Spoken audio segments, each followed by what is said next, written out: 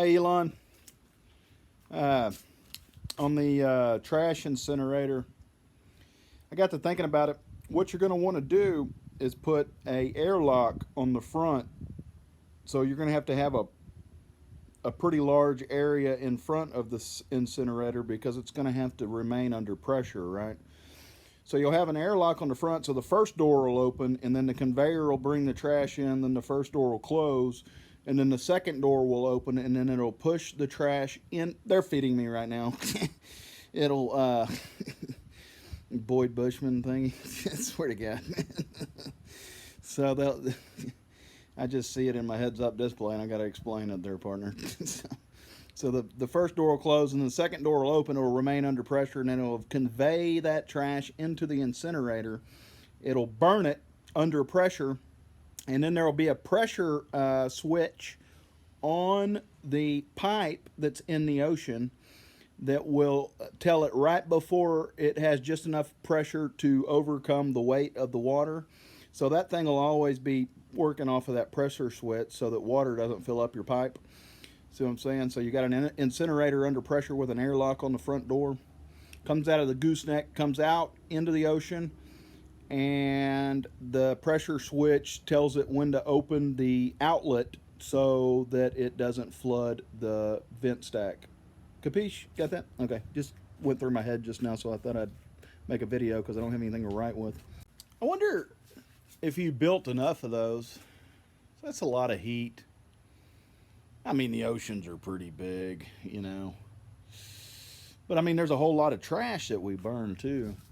If I was an alien and I wanted to terraform the earth and I wanted to circumvent the ice age that's coming, I wonder how many trash burning incinerators you would need to heat the ocean up. That's a stretch there. For that to work, you'd need a whole lot of demand, wouldn't you? Kind of like you do for oil, which cranks out CO2. Yeah, it's almost like E.T. knows what he's doing. Hey, Al Gore. I figure E.T. knows enough about what he's doing to the extent that I know for a fact that my other extraterrestrial brother over there is Elon Musk. And I also know for a fact that it's very important that we keep the oil program around. However, you want Elon Musk around still so that you can capture that helium-3 off the moon. And knowing ET as well as I do, because it's kind of like knowing myself, it's like one would understand that you still need all these cars burning that oil so that you can create enough CO2 to prevent the next ice age. Oh. So all of these environmentalist pieces of shit that want to destroy everybody's lives and everything of that nature, it doesn't hurt to have some Teslas around. I'm not saying get rid of Tesla or anything like that. I want the oil around because you still need the CO2.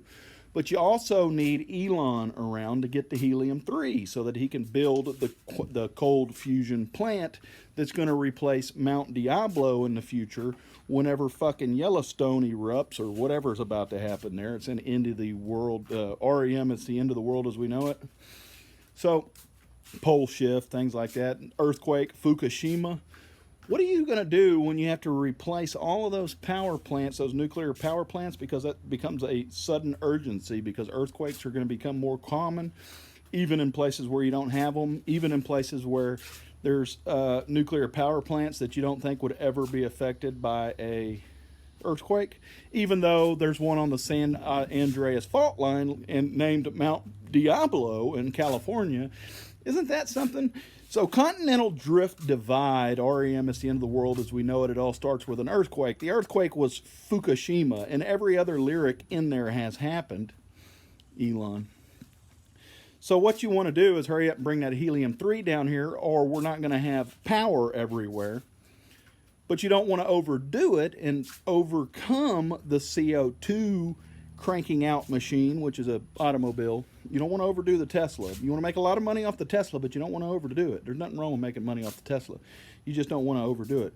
You need that CO2 out there because it's preventing the next ice age. Okay, see how that works? So you get the helium-3 down here to replace the nuclear power plants, because we won't have any power if you shut them down, and you're going to shut them down when you have the next Fukushima, when the next earthquake hits in California, which will require you to replace that with cold fusion, which is helium-3. So you got to really think of this big picture like that there, Al Gore, who's a greedy piece of shit and a total slime bag. And absolutely a dumb fuck is what he is. He's just an idiot. He's not even worth the skin that he's printed on, okay? That's all he is. He's a computer that is a dumb computer. So E.T. came down here with some friends, like Elon Musk, to take care of you fucking idiots, to point you in the right direction. And what they're called is prophets. And you torture those prophets here in the United States with your electromagnetic technology. And the first thing that's going to happen here in the near future is the people that are responsible for that are going to be killed. You're going to die, okay? That's what's going to happen. You're all going to die. So I want you to know that. And I want to see you squirm like the little bitches that you are, knowing that that's about to happen. But everything else is all ready to go for you there, Elon. Oh, and you suck. The first thing you need to do, and you need to do it immediately, is kill all of these imbeciles that are in charge, okay, of the world. These people that are holding up progress, literally. That's what they're doing with their greedy, fucking, stupid, satanic games that they play. All right? So, because they can't lead. Why do you run PSYOPs? Why would somebody run PSYOPs in society?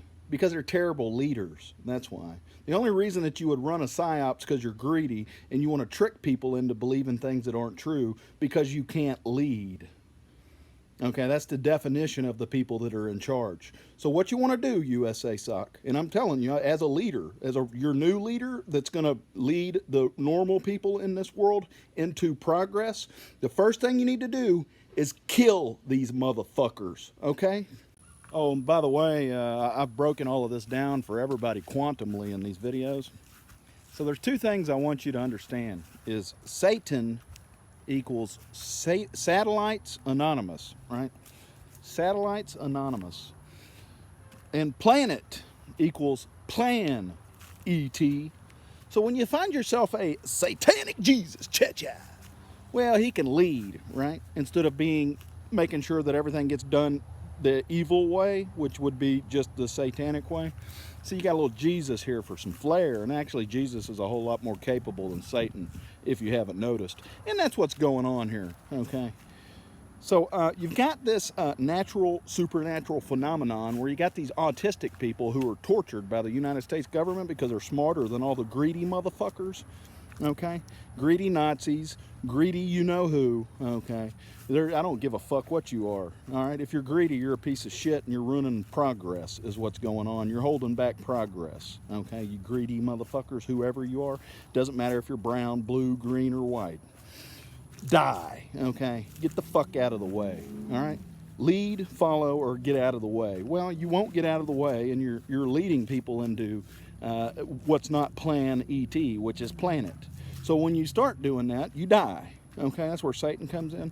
So we're going to start killing all of you here pretty soon because you're fucking shit up, okay? You're getting off course. It's odd that I get death threats whenever this one goes through my mind, and a death threat is pain in my calf. And the reason that I get a death threat in my calf is because my ex-wife, who was Russian, was murdered by electromagnetic technology, which gave her a, what's the thing, embolism or whatever, where it goes from your calf to your heart. So whenever I learned that that's how she died, now the death threats that I get are in my calf. And anytime I get a death threats whenever I'm talking about anything China. So what I'm going to tell you, China, if you don't stop dumping your fucking trash in the ocean with all that plastic and shit, and that's what the trash incinerator invention that I just gave Elon Musk, who's already patented it today. So there's really no point in going back and trying to patent it right now. After you watch this video, I just gave him the brass tacks of it yesterday, and Elon's legal team's already taken care of that. So that's patented at the office already. So go ahead and file for it, China. You're going to be buying it from Lockheed Martin here pretty soon.